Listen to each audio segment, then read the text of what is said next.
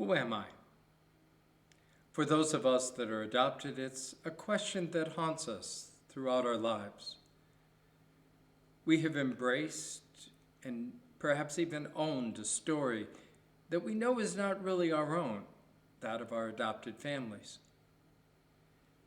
And even now that I have met my birth mother and am beginning to embrace that story, the question remains, who am I now? How do I process all this stuff? Not only a story, but a genetic impact.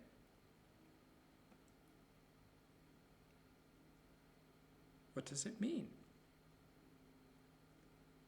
The truth be known, I think we all go through these kinds of times, particularly when our lives experience great transition. We wonder, what does this now mean for us? Who are we? What are we going to do with what we find? It happens at times like graduation. Do I go into the workforce? Do I go to college? What do I major in? What do I want to be? Who am I? We experience it when we fall in love and get married. It changes again when we have children. We change jobs, perhaps these days even careers. We experience serious illness or catastrophic injury. Perhaps we get a divorce. We lose our jobs. We retire. We have grandchildren. We experience the death of a loved one or friend. All of these times of transition raise the issue for us. Who are we now? What does it look like?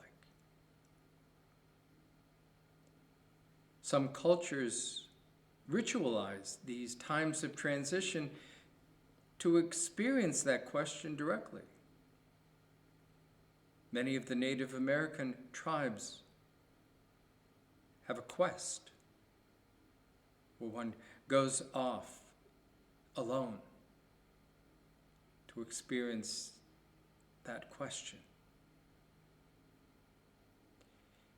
In the ancient Roman tradition, the stories of the great heroes all have a moment where they go to the underworld and encounter the past, and there find a sense of identity and new purpose. We see hints of this within the Gospels, particularly in that middle point where Jesus goes up Mount Transfiguration, the holy mountain of God. It's a strange scene. Scholars have often said it's a misplaced resurrection scene. But if you put it in context, it makes a little more sense. Throughout the Gospels, the question has been raised. Who is this Jesus? But in the preceding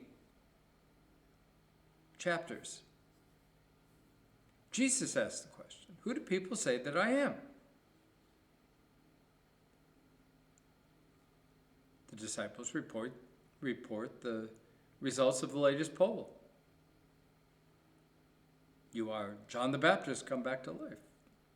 Some say you're Moses. Some say you're Elijah. Some say you're one of the great prophets. Jesus says, well, but who do you say that I am? And it's Peter that speaks for the rest of them, says, you are the Messiah, the Christ, the Anointed One.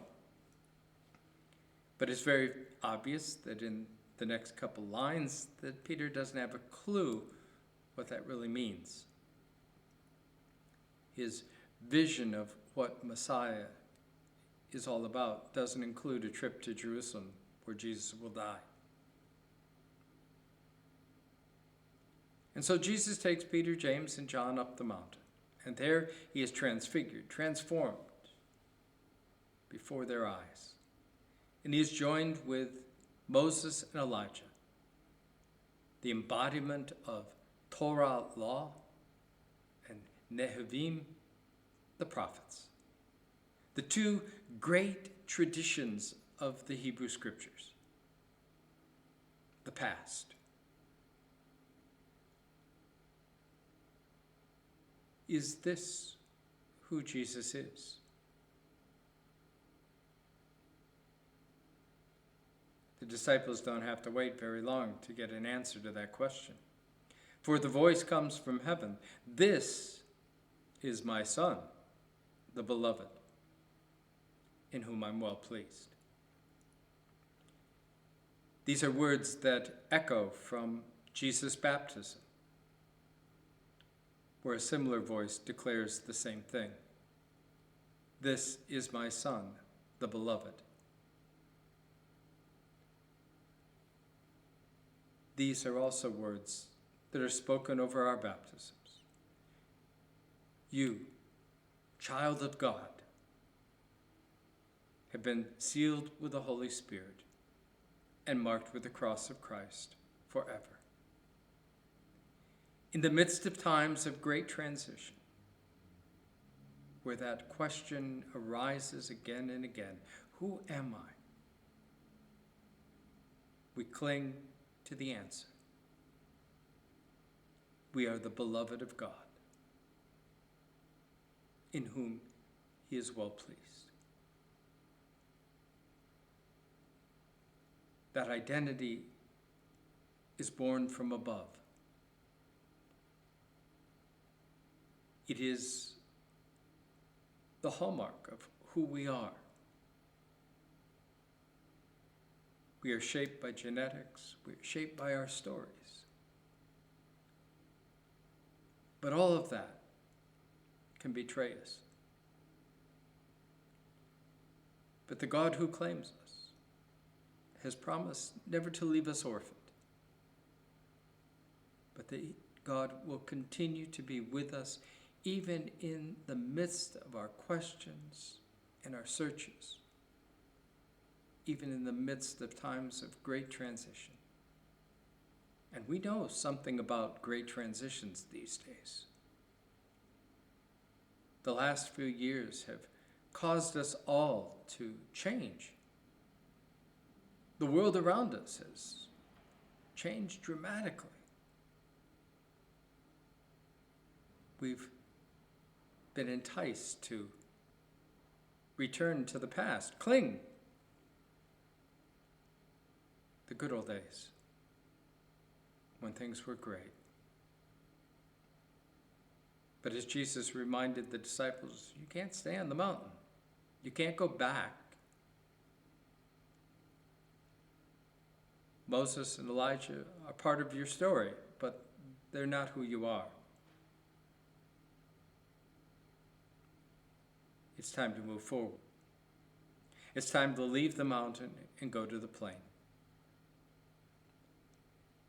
For Jesus, that means to go to Jerusalem and to die. We don't know what the future will bring. And admittedly, we live right now in the midst of great upheaval and fear and worry over what's going on in the Ukraine with Russia. What does this mean for our world? The days ahead will not be easy for any of us. They will challenge us in ways we probably cannot even imagine. We will wonder, who are we now? The question will remain, but so will the answer. You are the beloved of God, and I will be with you on the mountaintops and in the valleys, even the valley of the shadow of death. You need not fear any evil, for I am with you.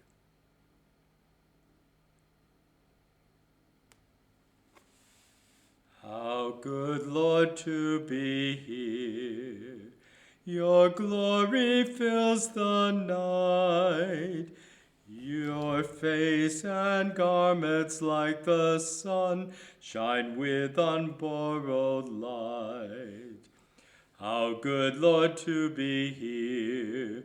Your beauty to behold.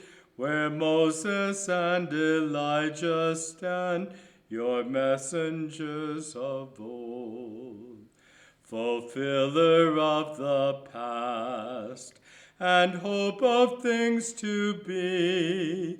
We hail your body glorified and our redemption see. Before we taste of death, we see your kingdom come. We long to hold the vision bright and make this hill our home. How good, Lord, to be here, yet we may not remain. But since you bid us leave the mount, come with us to the plain.